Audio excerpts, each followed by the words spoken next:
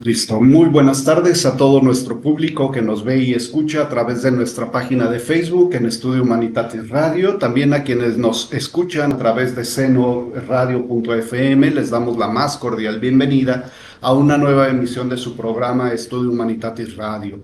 Hoy tenemos un programa muy especial con un invitado también muy especial porque estamos de plácemes, celebramos nuestro segundo aniversario al aire. Ha sido un trabajo arduo por parte de quienes hacemos posible este programa y también pues estamos muy agradecidos con todo nuestro público. Transmitimos desde El Alma del Mundo, Café y Salud, Centro Cultural, para que se den una vuelta a disfrutar de una rica taza de café. Alejandro, buenas tardes. ¿Qué tal, profesor? Buenas tardes. Sean todos bienvenidos a una edición más de Estudio Humanitatis Radio. Una edición especial, como ya lo mencionó usted, es nuestro segundo aniversario. Después de bastantes programas y ya 2 años, pues bueno, con el mismo entusiasmo de hacer este programa como el primero. Y bueno, agradecer también a nuestros invitados, al invitado y padrino del día de hoy de nuestro segundo aniversario que vamos a presentar más adelante. Pues bueno, sin los invitados también este programa pues no tendría sentido, pues no podríamos mantener 1 hora charlando usted y yo, aunque bueno, lo hemos hecho cuando yo lo he entrevistado a usted y cuando usted me ha entrevistado a mí, pero bueno, agradecer también a nuestros invitados. Sí, pues aquí en este programa durante estos 2 años, pues las estrellas han sido nuestros invitados y el público que nos ha escuchado a lo largo de, porque pues lo más rico es cuando hay interacción con el público. Hemos tenido programas muy ricos, muy interesantes de diálogos, de preguntas, comentarios muy enriquecedores y sobre todo cuando hay pues público, pues a final de cuentas esta es la finalidad de este programa. Agradecemos a todas las personas que le han dado like a nuestra página, que nos están siguiendo, también a quienes ya se han suscrito a nuestro canal de YouTube. Les mandamos también nuestro agradecimiento por su preferencia durante estos 2 años. Y ya nos están dejando saludos. Aquí una radio ciberescucha nos deja saludos. Heidi, gracias por el saludo y nos desea feliz aniversario. El día de hoy tendremos un programa muy especial y habrá sorpresas para que se mantengan al tanto durante la transmisión y en el chat en vivo se anoten por favor, nos dejan su nombre y nada más nos dicen quiero participar en el sorteo, me quiero ganar alguna de las 2 sorpresitas que hay, cualquier cosa que nos digan que quieren participar en la rifa de las sorpresas y al final nuestro invitado nos hará el favor de elegir al azar números para ver quién se ganó estos 2 sorpresas. Entre ellas está un libro que nos trae precisamente nuestro invitado a propósito del tema del día de hoy, que se titula El arte de vivir como un estoico, desayunar con Séneca para alcanzar una vida nueva, de David Fiedler. Entonces anótense para la rifa de este libro. Y de eventos académicos y culturales, Alejandro, ¿qué tenemos? Tenemos 2 eventos, les hacemos una atenta invitación. Esta invitación es por parte del Departamento de Filosofía de la Universidad de Guadalajara a escuchar la conferencia que en el marco del ciclo de conferencias de investigación 2026 impartirá la doctora Dani Birken con el tema Estrategias javesianas contra el fascismo y otras enfermedades del lenguaje. La cita es este día 19 de mayo a las 17:30 horas en la sala Margarita Martín Montoro del Centro Universitario de Ciencias Sociales y Humanidades, el CUSH Belénes. La entrada es libre para quienes no tengan acceso por medio de su credencial, que sean parte de la red universitaria, pues bueno, solamente apuntándose con una identificación podrán ingresar a ver y escuchar esta interesante charla. Y la otra invitación es al ciclo de conferencias Filosofía en el Fondo, en el que esta conferencia próxima es Movilidad, Privatización del Espacio o Espacio Público, a cargo del licenciado Jesús Carlos Soto Morfín, del Instituto de Filosofía. Esta conferencia se va a dar el día 20 de mayo a las 19:30 horas en el auditorio de la librería José Luis Martínez del Fondo de Cultura Económica, aquí en Avenida Chapultepec Sur, 198, Colonia Americana, que está aquí a unas cuadras, de hecho, de la Entonces, estos dos eventos culturales y académicos, pues invitarlos para que se den una vuelta. Y en nuestra cápsula de Recordando a... Pues a propósito precisamente del tema del día de hoy, del libro que nuestro invitado muy amablemente nos trajo para rifar entre nuestro público, recordamos a Lucio Anneo Séneca. Él nació en Córdoba alrededor del año 4 antes de Cristo y murió en Roma aproximadamente entre el 60 al 65, llamado Séneca el Joven para distinguirlo de su padre. Séneca fue filósofo, político, orador, escritor romano, conocido por sus obras de carácter moral, aunque parece que también tuvo algunas obras literarias, algunas tragedias que se le atribuyen. Hijo del orador Marco Anneo Séneca, fue cuestor, pretor, senador y cónsul durante los gobiernos de los imperios de Calígula, Claudio y Nerón. Entre sus múltiples obras que se le atribuyen destacan pues diálogos, colección en la que se incluyen tratados como el de la Providencia, sobre la firmeza del sabio, el de la Providencia, perdón, el de la ira, el de la vida beata, una sobre la tranquilidad del ánima, la vida breve, la brevedad de la vida, perdón, sobre el ocio y consolaciones a Marcial, a la madre Elviam y Polidio. Son igualmente reconocidas como genuinas algunas epístolas morales y bueno, parece que también tiene obras de tragedias. Y entre ellas destaca también de sus obras una obra dedicada precisamente a la felicidad. Y para platicar sobre este tema, pues tenemos el gusto y el honor de recibir otra vez a el maestro Jesús López Salas, profesor del Departamento de Filosofía, que ha sido maestro de maestros a propósito, porque muchos de los que ahora nos dedicamos a la docencia, pues tuvimos la suerte de tomar clases con él y pues aprendimos muchísimo. Jesús, buenas tardes, bienvenido. Buenas tardes, muy complacido estar aquí con ustedes. Muchas gracias. Alejandro, gracias por invitarme. Ojalá que digamos algo de interés que les sirva al público, que es al público también que pueda interesar. No, sin duda un tema muy interesante y preocupante a la vez hablar de la felicidad en nuestro contexto, en nuestros días, en un mundo tan vapuleado por muchas crisis, por muchas situaciones de violencia y de repente uno parece preguntarse, ¿es posible ser feliz en nuestros días? ¿Es posible la felicidad? ¿Qué es la felicidad? No sé, creo que son preguntas que seguramente nos podrás ayudar a esclarecer. ¿Es posible la felicidad hoy en día, Jesús? ¿Y cómo definirías la felicidad? Mira, el problema que tenemos siempre, y me parece que Seneca es el ejemplo, es que estamos en un mundo muy complejo. Hay un mundo tan complejo como el nuestro, situaciones muy peculiares pues, de su época, pero que parecen reproducirse en nuestro mundo.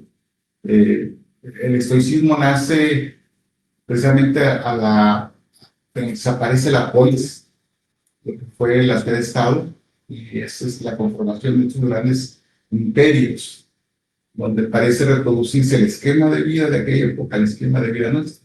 Entonces, hay muchos elementos comunes que me parece a mí pueden entenderse también para ciertos grupos sociales. Había una serie de confort, digamos, un tipo de vida aparentemente bastante bueno, y esto genera muchas confusiones. Un poco lo que hace la filosofía es ayudarnos a poner las cosas en claro, a procurar poner las cosas más en claro, que nos ayuden a tomar buenas decisiones. Y creo que ahí está la clave. Para los estoicos era necesario y fundamental ser sabio para ser feliz. Ahora, aquí habría que pensar sabio, felicidad, que es el por decisiones. Bien, perdón. Si nos podría ayudar a subir un poquito más el micrófono para que se escuche, porque Sí, creo que se escucha un poco bajo en la emisión. Yo creo que ahí. Sí, pienso que ahí estará bien. De todos modos, le agradecemos pues al público Sí. si nos dice si ya se escucha mejor el audio de nuestro invitado. Alejandro. Pues bueno, a mí me gustaría, bueno, primero agradecer que esté con nosotros, profesor, ser un día muy especial en esta emisión. Y bueno, recordarles que vamos a hacer una serie de sorteos, al menos dos pequeñas sorpresas que tenemos. Una que el profesor nos trajo, este libro, y una pequeña sorpresa que será como oculta, digamos, para quienes participen. Y bueno, manden un mensaje, me interesa participar, y algún comentario, alguna pregunta, y bueno, con gusto les daremos salida. A mí me gustaría preguntarle, desde qué momento comienza a surgir la discusión, al menos en el ámbito de la filosofía, sobre la felicidad? ¿Y qué autores de alguna forma comenzaron a tener este cuestionamiento sobre qué es la felicidad? O al menos algo cercano a lo que nosotros conocemos ahora como felicidad, o que entendemos como felicidad. Bueno, el mundo griego emerge como de manera espontánea, voy a decirlo así para no complicar las cosas, ¿no? Y ellos distinguen una cosa que es muy importante para nosotros todavía y para los estoicos, que se entiende por naturaleza y lo que sería el artificio creado por los seres humanos. O sea, son como dos universos que aparentemente están tan compenetrados que los confunden. Por eso los estoicos nos van a insistir permanentemente que el sabio es el que vive conforme a la naturaleza. Más adelante quizás podamos ir precisando estas ideas, ¿no? Parece que la infelicidad proviene de que los seres humanos nos empeñamos en vivir a contranatura, a raíz de que hemos venido creando este mundo de artificio, y entonces perdidos un poco en este mundo, nos olvidamos de que nuestro cuerpo, nuestro mundo, nuestra condición obedece a reglas que nosotros no controlamos. Y entonces el querer amarrarnos, atarnos a aspectos que son más bien el artificio que hemos venido construyendo, puede una serie de inconformidad, desavenencia con el mundo, digamos, estridencia con el mundo, y eso puede crear muchos elementos de infelicidad. ¿Y qué autores como que comenzaron Pero yo creo que todos los griegos tenían esa preocupación de alcanzar el buen vivir, pero quizá los sofistas son los primeros que comienzan a tratar de comprender esta naturaleza humana, decirlo así. Ellos son los que dicen el artificio que representa lo humano. Sócrates, Aristóteles, cada uno de ellos, los estoicos, los cínicos, cada uno de ellos comenzó a reflexionar en la miseria. ¿Cómo podemos vivir una de las, digamos, la mejor de las vidas posibles? Obviamente, si se habla de la mejor de las vidas posibles es porque hay otras formas de vivir. Y eso es algo muy importante, ¿no? Podemos elegir muchas formas de vida. Y bueno, los seres humanos quizás procuramos todos consciente y inconscientemente la mejor, la que realmente se adecua a nosotros. Pero, pues, las ideas confusas, nuestros pensamientos, nuestras emociones, a veces son el peor obstáculo para alcanzar eso que nos hemos propuesto. Nos decías hace ratito que, pues bueno, el ser humano ha creado un mundo como de artificio, en el que el ser humano pues ha creado toda una serie de cosas que luego parece que lo agobian y luego tiene que buscar el camino para ser feliz frente a eso que él mismo crea. No, sería como válido decir pues que el ser humano se tendría que volver a un estado natural o a un estado no artificial como para poder recuperar esa felicidad, eso que busca, a pesar de que él mismo ha creado pues este mundo de artificio. El ser humano, creo, ha descubierto su libertad. Y al ser de alguna manera libre, construye dentro de esa libertad muchas cosas que le son inherentes en este estado de libertad que tiene y lleva a cabo. Pero a veces esta libertad lo posee a un grado que lo separa de cosas que le son como naturales, y esto le impone de alguna manera ciertos criterios. Por ejemplo, hoy estamos empeñados en identificar la felicidad con el placer. Parece que solamente lo que es placentero te garantiza la felicidad. Y realmente no sucede eso, lo sabemos todos, pero no le prestamos atención. Por ejemplo, alguien ahora, mi esposa me decía el otro día, vino una chica, caminaba por la calle con sus niños, y que iba renegando, se iba cansada, agobiada, supongo que sola, iba poniendo una situación de poco, digamos, de poco optimismo. Y mi esposa me dice una cosa muy interesante: mira, se nos sale, pero ahora estos momentos los va a recordar como algo muy, muy bueno en su vida, como algo verdaderamente feliz. pero ya no lo saben ahora. O sea, está en otra tesitura. O sea, cree que si estuviese en la playa, tomando una bebida fresca, en algo que le resulte placentero, sería lo que traería a la vista. Quizás nosotros entendemos por felicidad mucho de lo que este mundo económico del capitalismo nos ha impuesto como felicidad. Y muchas necesidades son vitales y hay que cubrirlas y nos gusta que sean placenteras. La forma de la buena bebida, la buena comida, el de dormir, etcétera. ¿No? Nos gusta mucho eso. Pero también hemos creado, y el capitalismo ha fomentado mucho, la idea de muchas necesidades innecesarias. Estamos llenos de un montón de cosas que no necesitamos, pero que imperiosamente parece algo imprescindible en nuestra vida. En el trayecto hacia acá, muchas personas manejando con el celular. O sea, no pueden despegarse un poco del teléfono a raíz de que hay como una especie de adicción a ese tipo de cosas. Donde uno dice, desde luego que 20 minutos que le va a durar una hora, pueden despegarse el teléfono para continuar y llegar a su casa. Sin embargo, las personas se empeñan en esa nota.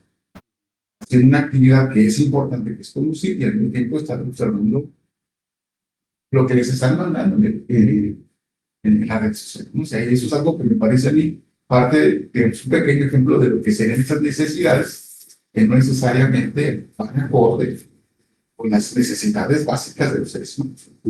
Marco Aurelio, en sus meditaciones, nos invita a hacer ejercicios. Por ejemplo, él pone el caso de dormir, dice, la piel de cabra. ¿A qué se refiere con eso? Se refiere a una cama dura de tabla o piso, solamente con una cosa tendida ahí, como era el emperador. Es el hombre más poderoso del mundo. Haciendo ejercicios, por ejemplo, de comer la comida más humilde, de acostar, dormir en un lugar que es poco, digamos, poco agradable, poco placentero, pero sin embargo cumple la función perfecta para poder descansar. O sea, yo creo que este mundo implica un proceso de reflexión para entender lo que sí es importante de lo que no es importante para la vida. Porque vamos a pensar pero yo creo que vamos a cambiar el micrófono. Cambiamos el micrófono porque sí nos dicen en el público que se escucha, pero muy bajito. Entonces, yo creo que cambiamos mejor de micro. Y igual, yo creo que de este lado, si lo ponemos de este lado, pero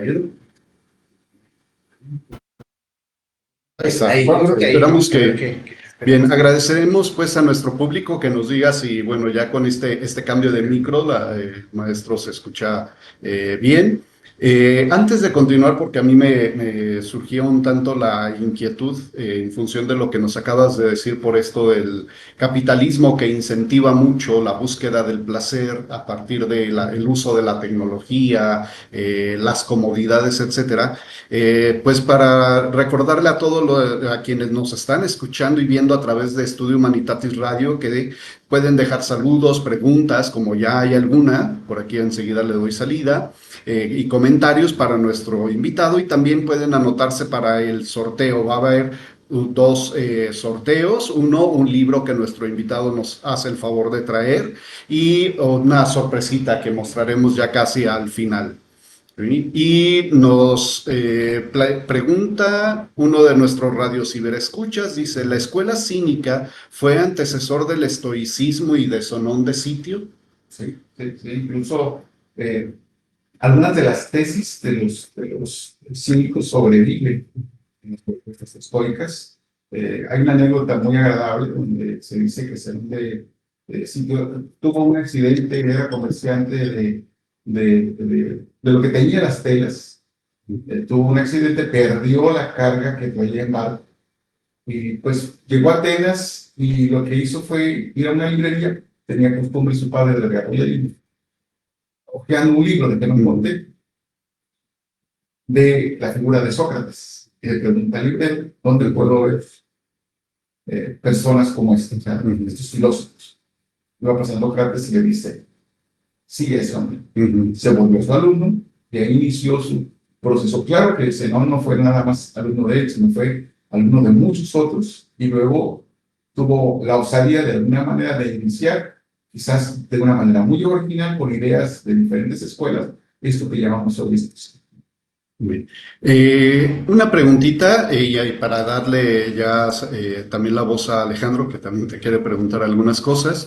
Esto que nos decías del placer que genera o que se busca hoy en día, y de hecho lo vemos constantemente, ¿no? Siempre hay, lo vemos en televisión, en radio, en internet, en Facebook, etcétera, como que incentivar a las personas a buscar siempre el placer y la comodidad, el lujo. Pero por lo que nos decías también de este personaje que pues se tendía él como en un tapete diríamos, es decir, en el piso, significaría entonces que abandonar precisamente esta búsqueda de la comodidad, esta búsqueda del placer, nos llevaría a la felicidad, sería como un camino o el inicio para un camino a la felicidad. Pues no. Los estoicos se ha puesto la figura del estoico como aquella persona que padece las peores incomodidades y de alguna manera les pone buena cara. No, no, no es así. O sea, no es que los estoicos renuncien al placer, sino que dice que tú debes de ser consciente, por ejemplo, que todo lo que no pertenece a tu cuerpo, todo lo que no pertenece a ti, pues es artificial y lo puedes perder en cualquier momento. No sé cómo puedes tener dinero, riqueza, el día de mañana a lo mejor no tienes nada, porque no depende solamente de tu voluntad, sino depende de muchas circunstancias eso, ¿no? Tienes que estar preparado para que las cosas que sucedan en tu vida no te sorprendan. Y así como aceptas las cosas buenas, aceptas también las que no son buenas, con el mismo estado de ánimo, con la misma forma. Entonces no es una forma solamente de identificar la felicidad con el placer, sino de identificarlo como una vida virtuosa, diría. La virtud es la excelencia humana, es ser lo mejor que tú puedas hacer como ser humano. Y ahí es donde acontece de alguna manera esta filosofía tan peculiar. ¿En qué consiste? En separar, y vuelvo aquí, las cosas que sí puedes cambiar de las que no puedes cambiar. Por ejemplo, tú no puedes cambiar la vida de otra persona. Puedes tener propósito, puedes tener un enorme esfuerzo, pero no depende de todo de ti. Más tu propio cuerpo, por más que lo cuides, siempre hay aspectos que están más alejados por la propia naturaleza del cuerpo, que tú no vas a cambiar, que tú no vas a mover. Entender esa frontera te permite de alguna manera entender que si algo le pasa a tu cuerpo, se enferma, es parte de la naturaleza que los cuerpos se enferman. Y así como tratas de vivir de la mejor forma, sano, que sería preferible estar sano, estar enfermo también debe de enfrentar lo mismo. Alejandro. Bueno, agradecemos a quienes nos están sintonizando en esta emisión de Estudio Magnificat Radio. Para quienes comiencen a sintonizarnos, estamos charlando con el profesor Jesús López Salas, estamos hablando sobre la filosofía humana. Y bueno, recordarles que vamos a tener un par de sorteos para que en la charla, se llama charla o chat de Facebook, nos manden un mensajito, manden algún comentario y nos pongan ahí, quiero participar por el sorteo, y ya nosotros sabemos que nos vamos a apuntar una lista y al final el profesor Salas nos dará los felices 2 ganadores. Entonces, para que manden sus saludos y sus comentarios. A mí me gustaría preguntarle, bueno, es muy común que en la actualidad tenemos una charla de café con alguien. Puede ser la persona más estudiada, puede ser la persona que ha tenido la fortuna de tener los estudios, que quizás algunos sí. Y es muy fácil de repente decir, no, es que encontré la felicidad en esto, ¿no? Estoy haciendo esto y encontré la felicidad.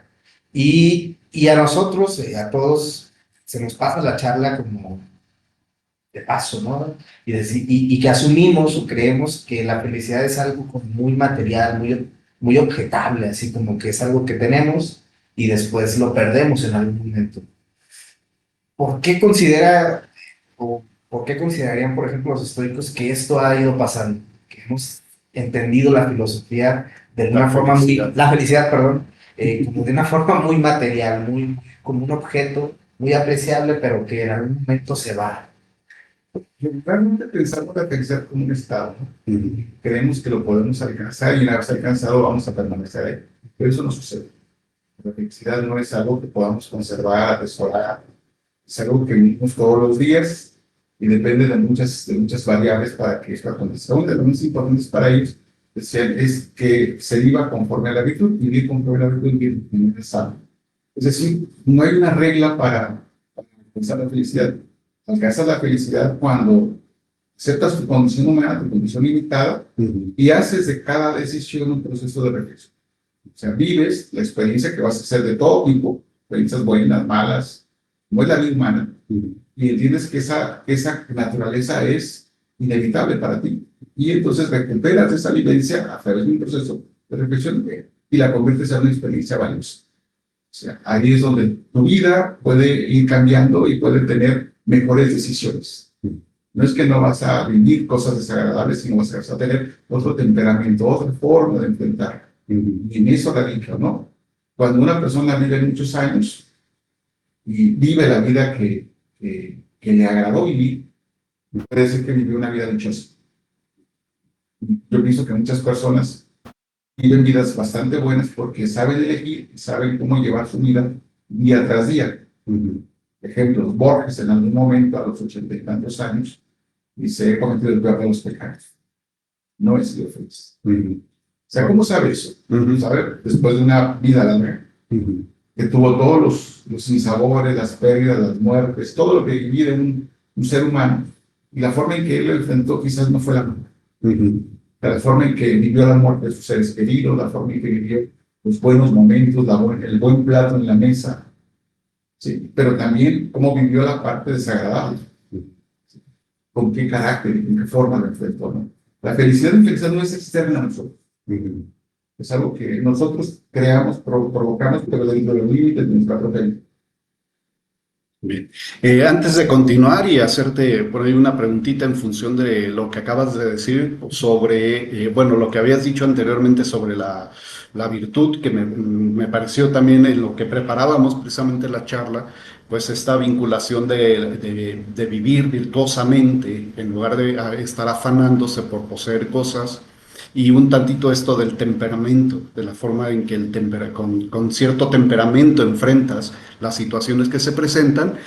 Pues bueno, ya muchas personas han dejado saludos, sin decir nombres, porque luego también se han anotado para los sorteos. Una de nuestras radios ciberescuchas ya habituales nos dice: muchas felicidades por el segundo año de Estudio Humanitatis Radio, felicidades por la iniciativa tan importante para la divulgación de las humanidades, y pues manda saludos al invitado y a quienes hacemos posible el programa. Ya uno de nuestros radios ciberescuchas nos dice que se escuchan ya bien los micrófonos, y hay una serie de preguntas. Dice una de ellas: ¿sería entonces que un estado de paz nos puede acercar a una felicidad más duradera en vez de una efímera como es lo que nos dan los placeres? Bueno, quizás la parte no es la paz, sino vivir una vida sin, ¿cómo diríamos? Los espejos se ponen expresión es apatía, pero no es la expresión nuestra, no es la expresión de ser apático, sino la apatía es vivir la vida sin ponerle más de lo que la cosa o el momento merece. O sea, es decir, voy a poner un ejemplo que puede resultar muy ilustrativo para que se entienda esto. Dice, imagina que llegas a un puerto, vienes en un barco, vas de paso, llegas a un puerto porque se requiere el barco de abastecer de alimentos, cosas, y te permite el capitán. Llegas y sales, te gustan muchas cosas, y comienzas, como los seres humanos somos, a buscar lo que te gusta, ¿no? Que una prenda, que otra cosa, que otra cosa. Dice, está listo porque el barco va a partir. Entonces vas a tener que dejar las cosas que has acumulado, que no puedes llevar. Ten la disposición de dejarlas. Este ejemplo puede resultar un poco raro, pero imaginemos el caso de un hijo. Si bien es cierto, somos parte fundamental en que llega al mundo, en su desarrollo, crecimiento, pero no nos pertenece. Tenemos que dejar. Tenemos que prepararnos para dejar ese ser que tanto nos queremos, que tanto nos gusta, disfrutamos, pero que no me pertenece. No corresponde a mí retenerlo. Tengo que dejarlo ir. ¿A dónde? Pues a donde le lleve su propia vida. O sea, lo que tenemos que entender es ese tipo de actitud correcta frente a las cosas que son buenas, pero también las cosas que son malas. ¿Qué es bueno y qué es malo? La muerte, por ejemplo, es mala cuando puede ser una cosa muy buena, o puede ser la vida muy buena y pensar que la muerte es mala. O sea, tenemos como formas de valorar que no necesariamente corresponden, pues, requiere un proceso reflexivo para entender qué depende de mí, qué no depende de mí. Si soy muy claro en esta parte, entonces voy a pegarme más a lo que es natural. Lo natural es que los hijos crezcan, se vayan. Y entender que ese es el proceso natural. Pero a lo mejor ellos me dejan retener. Es algo muy típico de nuestra sociedad, ¿no? Queremos que los hijos estén en casa. Y lo que ustedes quieren. La persona que está viva con nosotros muere. No la queremos retener. Y hacemos muy doloroso todo el proceso del amor. Cuando lo natural es que las personas pues, mueran. La propia muerte va a acontecer. Porque es parte de la naturaleza. Tengo que prepararme. Los expertos hacían muchos ejercicios de ese tipo para que uno fuese de alguna manera mentalizando los procesos que voy a vivir. Ellos, igual que Platón, igual que Sócrates, parten de que la filosofía es una preparación para el mismo. O sea, tenemos que prepararnos para el momento final de que vamos a vivir de una manera natural en nuestra vida. Sería correcto decir, bueno, ahí está la respuesta para quien preguntó y ya anotamos también el nombre de esta persona para la rifa. Sería correcto decir entonces que este camino que practicaban y que parece que puede ser vigente en nuestros días es una especie como de ascetismo, pero es un ascetismo que de alguna manera no es nada más abandonar por abandonar, sino abandonar para aceptar la vida como se presenta, sin necesariamente pensar en que se tiene que llegar a un estadio de paz y por lo tanto de felicidad, sino más bien aceptar esos pequeños momentos, porque incluso como tú lo decías, aceptar el placer o esos pequeños placeres que son parte de la vida y comprenderlos en toda la dimensión también de los males que se nos presentan, ¿no? Sería correcto decir entonces que es una forma de ascetismo, no en el sentido como de agobiarse uno, sino más bien de no, voy a usar una expresión que suelen usar mucho los jóvenes, clavarse con las cosas. Yo creo que la idea del contraste puede venir, por ejemplo, con quienes se aíslan del mundo, ¿no? Por ejemplo, quienes hacen vida monástica, ¿no? Que se retiran. Los estoicos los estoicos no estarían en el mundo.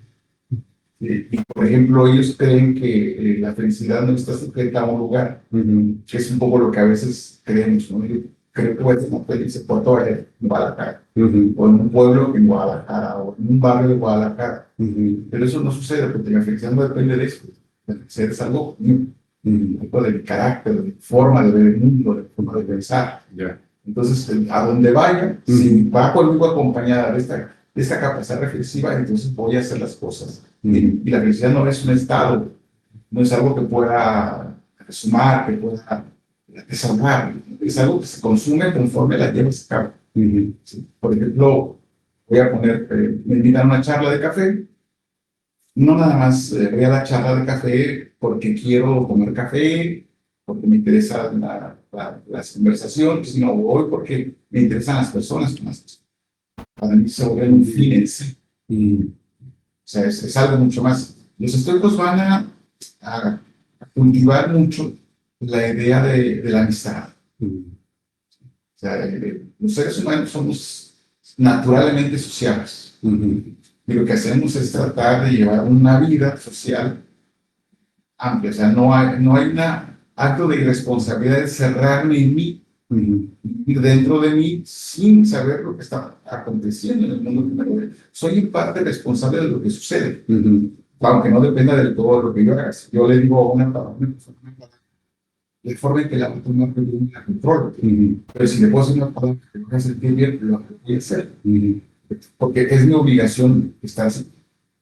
Muy simple, dice Marco Aurelio, vas a salir a la calle, te vas a encontrar con un insensato, con un demente, con un delicado, con un inconforme. Lleva el carácter para eso. Salimos a la calle neuróticos y vamos molestos. Hay muchas razones para no porque vamos molestos, pero obviamente nos parecemos unos a otros y tenemos que tener como ese carácter para saber que las personas van a estar en esa disposición y yo no voy a cumplir. O sea, no depende de mí. O me gustaría que todos estuvieran contentos. Pero no sucede eso. Tengo que tener esa disposición para enfrentar ese sentido. Bien. Perdón, Alejandro quiere preguntarte también cositas, pero hay preguntas aquí en el chat en vivo. Otro de nuestros radio ciberescuchas pregunta, Maestro Jesús, me gustaría preguntar, ¿qué influencia tuvo Comte Sponville en el tema de la felicidad? Bueno, él tiene la idea de que si nosotros que tenemos lo que hoy se fomenta mucho, esperanza, nos vamos a hundir en una terrible felicidad. Se habla de un mundo de desesperanza, no esperar nada, porque realmente no nos garantiza el mundo en el que estamos que va a acontecer un escenario favorable. Ya no tenemos elementos, pero mañana puede ser una crisis económica y entonces todos empobrecer, ser más pobres de un día para otro, sin que podamos controlar eso.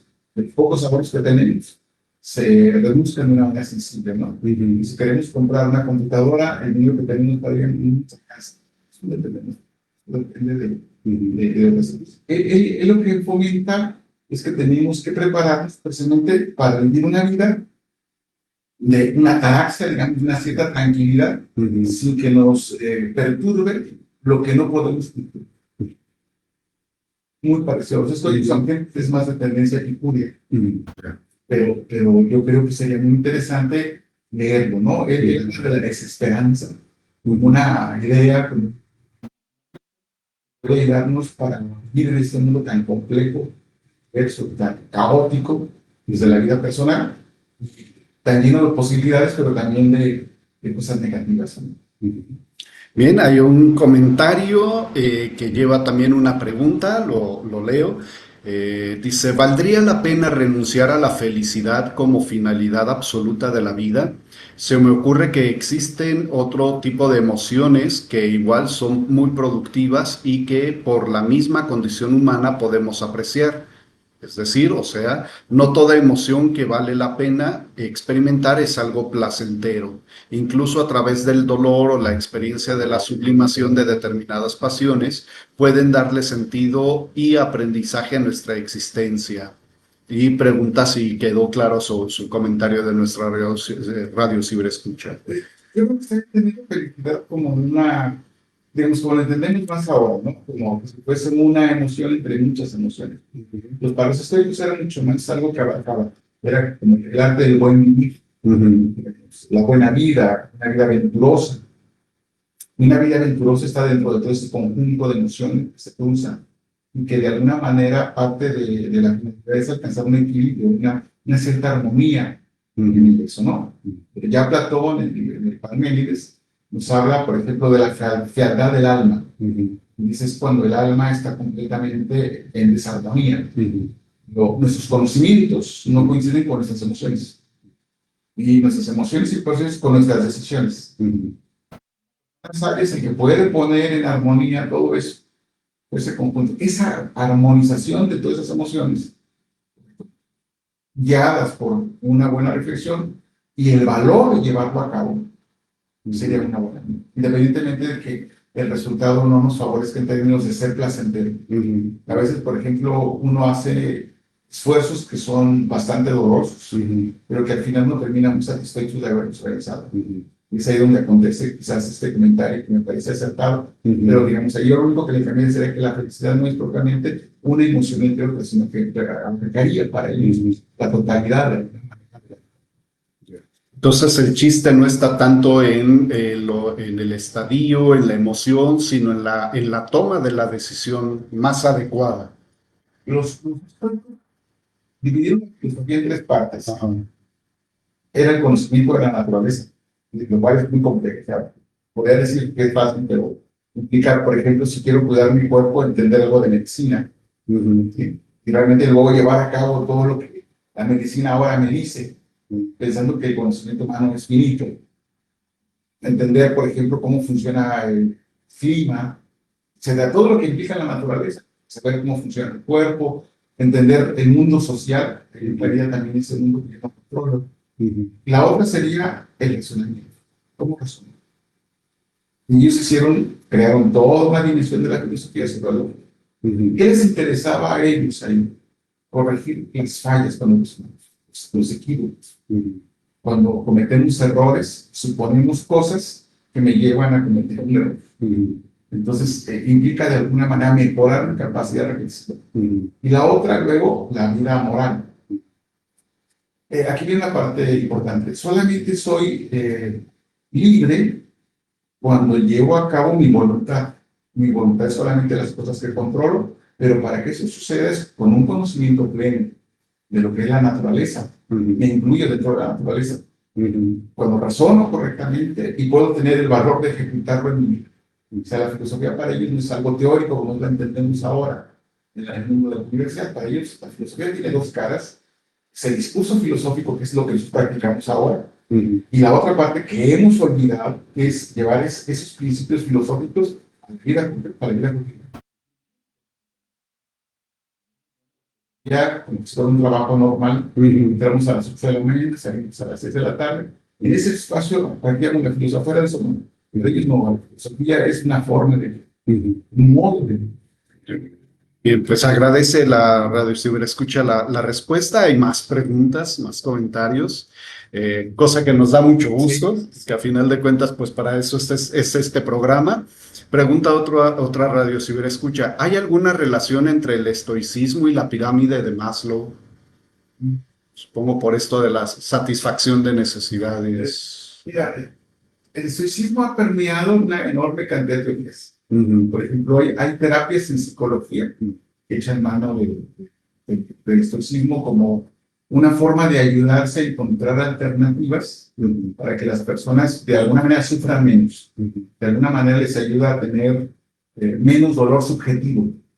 ¿Sí? Entonces, el encontrar satisfactores pues tiene que ver con un proceso reflexivo. Entonces, el estoicismo ha permeado muchas formas de pensamiento. Desconozco exactamente cómo funcionaría esta pirámide, pero el estoicismo ha permeado. Sería cuestión de que la piensen. No, mentiría sin palabra. Bien, ahí está la respuesta. Y hay otro comentario que lleva también las preguntas. Dice, saludos al profesor Salas. Parece haber un consenso en la filosofía a partir de Aristóteles de que la felicidad es un momento, sino un modo de vivir. Parece que ahí faltó algo, pero dice, una sola golondrina no hace primavera.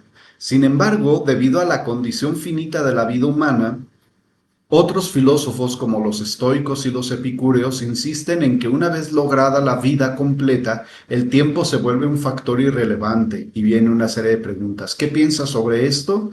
¿Estamos ante una paradoja? ¿Qué tan importante es el tiempo en la búsqueda de la felicidad, de una felicidad dependiente de la razón y de la virtud? Claro está. Los estoicos siempre pensaron el tiempo en términos de la vida humana. Y la muerte es un factor clave para entender la temporalidad. Ellos creían que la vida se vive y de alguna manera es completa, no importa el momento en que termine. O sea, la vida acontece, punto, y termina, y no es ni menos ni más el tiempo de la vida humana. Siempre es una vida humana la que está ahí, ¿no? Entonces, el hecho de creer que la vida es breve o es larga, a veces, por ejemplo, una vida larga es una vida de sufrimiento. Cuando una persona llega a cierta edad, comienza a padecer muchos problemas de salud. Una de las cosas que yo me pregunto, ¿qué va a pasar conmigo, no? Si voy a tener alguna demencia senil, que ya comienzo a padecer algo de eso. Entonces, la pregunta es, ¿qué voy a hacer? Cuando yo no tenga la capacidad, la autonomía, la libertad, digamos, de tomar una decisión, ¿no? Cuando Aristóteles habla de los tipos de vida, pone tres modelos. El que tiene que ver con la búsqueda de lo humano. Toda la vida está orientada a buscar el reconocimiento social, buscar la inmortalidad, pero aquí la inmortalidad no es en el sentido de una vida después de la muerte, sino una vida en la cual, una vez que termine, los seres humanos a los cuales fui ejemplo me van a retener en su memoria. Es una forma de buscar héroes, de buscar personas que se sacrifican por otras personas, ¿no? Y eso en los griegos era muy valioso, de una forma muy valiosa de vida. Quizás toda esta épica de heroísmo del mundo médico sea como el trasfondo. La otra era una vida finita que se consumía en los placeres.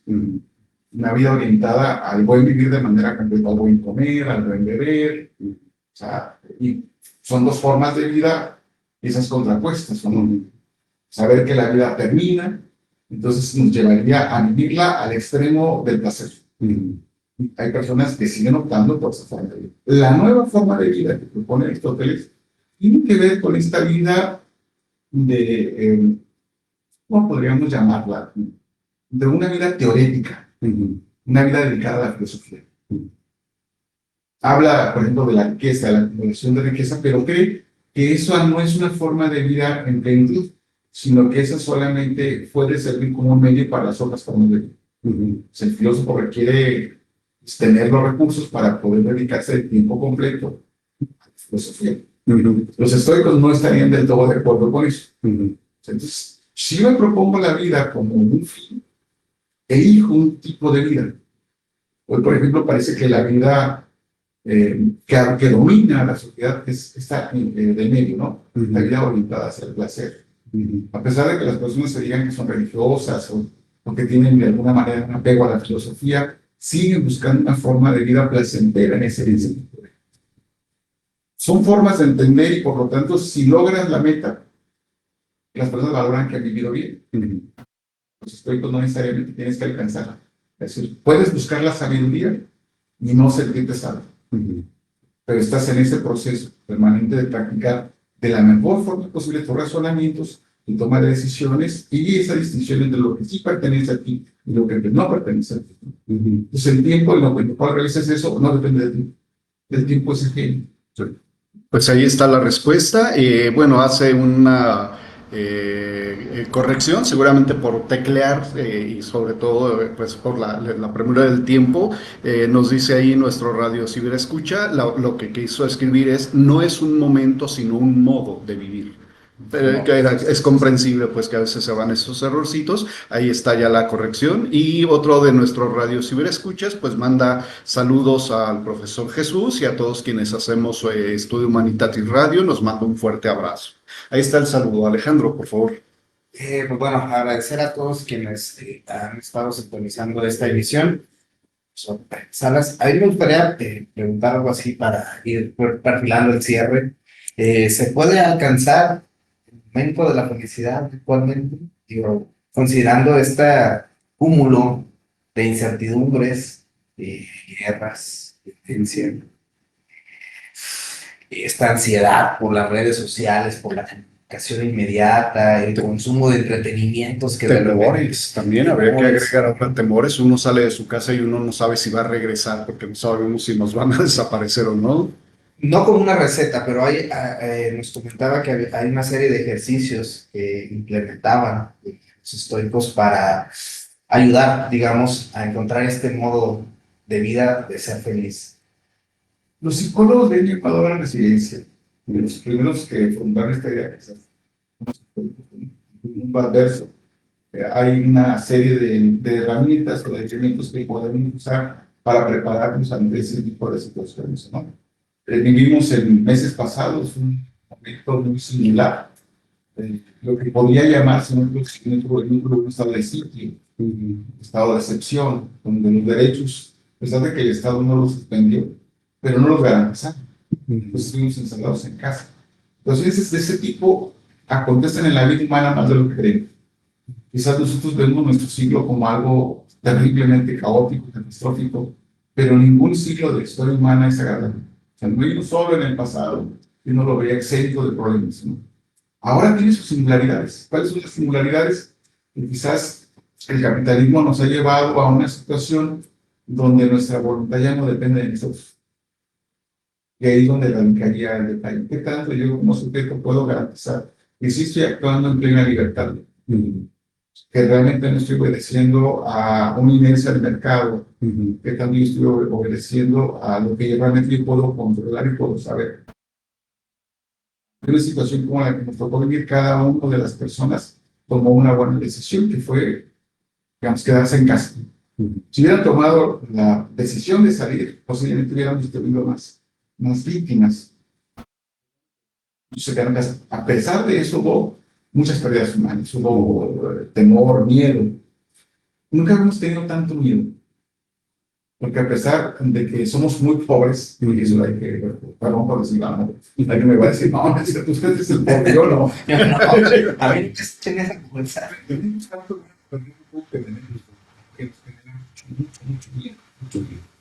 La muerte va a acontecer de una forma o de otra, es lo más que tenemos y no depende de nosotros. O sea, los miedos tienen también que ver con muchos elementos de cómo pensamos nuestra relación con el mundo, cómo nos pensamos en ella. Los estoicos sería una de tratar de garantizarnos esta libertad, esta autonomía. Pero es una práctica de llevar esta filosofía a un vivir cotidiano, día tras día, haciendo un proceso de reflexión, como ya comenté atrás, es tener la vivencia, reflexionar sobre ella y recuperarla como experiencia. Por ejemplo, algo que va a pasarnos, que posiblemente a algunos ya nos pasó, pérdida de seres queridos. Si permanentemente estoy pensando que mis seres queridos son finitos, que los quiero mucho, que algún día se van a ir, a lo mejor comienzo a entender esto y al mismo tiempo darles un trato de lo más humano que yo puedo, porque son los momentos en los cuales voy a tener, sabiendo que en algún momento se van a ir, haciendo como este ejercicio permanente. Yo creo que hay escenarios en los cuales, por ejemplo, nos podemos ver solos, sin las personas que queremos. Bueno, ¿cómo seguir esa vida? Si comienzo a pensar en eso, no me va a quitar el dolor, porque realmente no es un antídoto, no es como una analgesia, pero me va a ayudar un poco a enfrentar una situación adversa, ¿no? Hay muchos detalles, muchas cosas que se pueden comentar, y tienen que ver con crear esta capacidad, de alguna manera, de enfrentar las situaciones adversas. O sea, la felicidad no viene de disfrutar las cosas agradables. Como les digo a algunas personas, somos muy amigos cuando estamos con el platillo, con la bebida, pero ¿qué pasa ante una adversidad? Es la misma situación que enfrentamos, es la misma disposición que tenemos. Por eso si uno tendría que ser la misma. Y eso nos ayudaría muchísimo a ayudarnos de alguna manera. No, obviamente hay que ver cada caso para ver qué podríamos pensar como un ejercicio para poder. Hoy, en el mundo, hay semanas en las cuales se vive como una historia. En Inglaterra, por ejemplo, se invitan y van miles de gentes, y entonces hacen estos ejercicios. Este libro tiene algo de eso.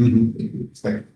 Y hay otros libros también que nos dan ejercicios para vivir. O sea, son libros no para profesionales de la filosofía, son libros para personas interesadas en la filosofía, que han tenido la oportunidad de estudiar filosofía, pero pueden beneficiarse mucho de alguna manera.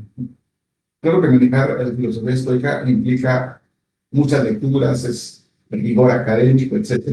Pero esos textos son bastante bonitos y tienen algunos digamos, una fineza en la presentación de las ideas que sí nos comentan de manera muy precisa quiénes fueron, qué pensaron, etc. Y algunos de ellos tienen esta doble cara, ¿no? Nos llevan hacia la parte práctica. Bueno, aprovechando, ¿nos podría hacer alguna recomendación de alguno de estos libros? Mira, hoy fui a la librería a buscar un libro, entonces me enfrenté a una situación. Yo buscaba un libro en particular que no tenía, pero me encontré con que había unos 20 títulos de esto. Pues si alguien va a una librería, yo lo que les recomiendo siempre a los lectores que vayan a las librerías, se den el tiempo de buscar el libro, leerle alguna partecita, y elijan el libro que más les agrade, el que más se acomode. Acabo de tener un libro, que tengas un libro de Séneca, una selección de textos sobre la muerte, que fue uno de los grandes temas de los estoicos. Entonces, hacen como una recopilación de pequeños fragmentos de su obra dedicada a la muerte. ¿En qué sentido? No está pensando Séneca en una definición de la muerte, está pensando en la muerte, qué ha acontecido de manera concreta y cuál sería nuestra disposición ante esas pérdidas. Es algo muy interesante, ¿no? Y son textos muy agradables a la lectura, son amigables con el lector. Antes de leer una última pregunta que acaba de entrar, todavía quedan unos cuantos minutitos para que se anoten para los sorteos que tendremos al final del programa, pero ya una vez declarando el cierre, ya no vamos a admitir porque luego también siempre nos llega uno casi cerrando y despidiéndonos. Quiero participar, pero pues ya muy tarde. Hay una pregunta más, dice, ¿debemos entonces renunciar a los bienes materiales y buscar la felicidad de una forma espiritual como tal? ¿Cubrir las necesidades básicas y enfocarnos en nuestro bienestar emocional y físico? Bueno, Séneca no renunciaría a los bienes materiales, él incluso fue un hombre muy rico, pero tampoco es poner la felicidad en porque eso puede ir o venir. Él, por ejemplo, fue condenado a muerte en tres ocasiones por los emperadores. En una de ellas lo llevó al exilio y dio una cantidad de años en el exilio, estar exiliado en ese momento significaba estar ajeno del mundo de Roma, que era la política, sería la cultura, etcétera, donde estaba la alta sociedad. Y salió bastante bien librado de los. El tercero le pidió Nerón, típico en aquella época, que se quitaba la vida, con la intención de alguna manera de respetar estas condiciones de su familia. Le pidió que se quitara la vida. Él lo tomó de la forma natural. Fue a su bañera, se tocó las venas y dejó que se desangrara para que. ¿Qué significaba quitarse la vida? Significaba que le iban a quitar todos los bienes que había acumulado, porque de alguna manera dádivas, regalos del emperador, o se había enriquecido de alguna manera haciendo negocios dentro de toda la estructura que era el Imperio Romano. De alguna manera se veía Séneca que eso que tenía utilizando de momento, pues no era de él, como todo lo que tenemos nosotros. Bien, pues agradecemos a todas las personas que dejaron saludos, comentarios, preguntas. Un último saludo, nos dice uno de nuestros radios ciberescuchas ya también muy asiduo. Felicidades a quienes hacemos posible el programa, también pues felicita al invitado y a todos los que lo han hecho a lo largo de 2 años. Muchísimas gracias por los saludos y pues ya no vamos a anotar a más personas porque ya estamos casi sobre el cierre. Hubo muchos comentarios y saludos y también muchas personas que se anotaron para el libro, para los regalos, pero pues ya no vamos a recibir más para darle salida. Por favor, maestro. El primer sorteo va a ser vamos a sortear este libro que pues muy amablemente nos ha traído nuestro invitado y que parece que nos va a dar pistas precisamente para vivir de manera un tanto más serena, más tranquila y en ello encontrar algo de la felicidad que buscamos. Del 1 al 8, un número, maestro, así al azar. Es algo muy, muy difícil. Sí. Bueno, es que no tengo mucho tiempo. Sí. Pero ¿cuál sería el buen número? El que tú elijas. El 5. El 5. Pues felicitamos a Lea Cruz, que se acaba de ganar el libro El arte de vivir como un estoico. Ahí está, felicidades. Por favor, déjenos un mensaje en nuestra página de Facebook para ponernos de acuerdo y hacerle llegar su libro. Y tenemos un regalo sorpresa. ¿Decimos de qué es, Alejandro? No, yo creo que es un regalo conmemorativo de parte de Estudio Humanitatis Radio, entonces, bueno, seguramente tendrá ahí algo alusivo a nuestro programa, pero tratamos de hacer algo que sea funcional, que algo que nos pueda servir en su día a día. Así es. Será una sorpresa. Bueno, ahí está. Entonces, excepto el 5, otro número del 1 al 8. El 1. Bien, pues felicidades a Evelia Aide García Ruiz, que se ganó este regalo sorpresa. Agradecemos muchísimo a Ruth García Ruiz, Rosa Gómez, Keila Carrasco, Soledad Mejía, Fernando Villegas y Carlos Sánchez, que se anotaron también, pero pues desafortunadamente nada más pues pudieron ganar 2 personas. Por favor, Evelia Aide, déjenos un mensaje en la página de Estudio Humanitatis Radio para ponernos de acuerdo y hacerle llegar también su regalo sorpresa. Pues agradecemos a todas las personas que sintonizaron esta transmisión a través del chat en vivo, a quienes nos escucharon a través de Seno Radio FM. También muchísimas gracias, Maestro Jesús, muchísimas gracias por habernos acompañado en este programa de aniversario. Y pues Estudio Humanitatis Radio sigue siendo tu casa, para cuando quieras venir a platicarnos sobre algún otro tema de tu interés, pues aquí estamos para escucharte. Hay más saludos, qué genial, dicen, bueno, pues bueno, fue un placer estar con ustedes durante estos 2 años de transmisión en vivo. Quiero reconocer y agradecer al aire pues el decidido apoyo que Alejandro Gómez ha dado también a este programa. Creo que en mucho él ha sacado adelante muchísimas cosas de este programa. Yo nada más soy como el rostro del evento, ¿sí? Pero él es el alma que está ahí detrás. Muchísimas gracias a todas las personas que sintonizaron y dieron like a este programa, y pues el próximo viernes tendremos la presencia del doctor Rómulo Ramírez Daza, con quien hablaremos sobre Sor Juana Inés de la Cruz, para que no se lo pierdan. Esto fue Estudio Humanitatis Radio, un programa para la